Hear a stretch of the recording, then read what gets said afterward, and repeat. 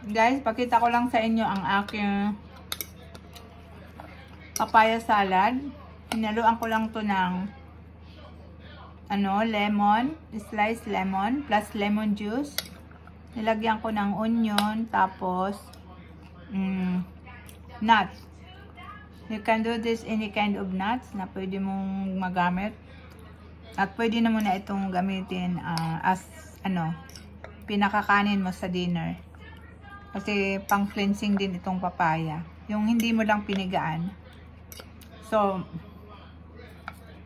ito siya guys. Ito na yung kakainin ko ngayon. Partneran ko na lang siya ng chicken. Yan na.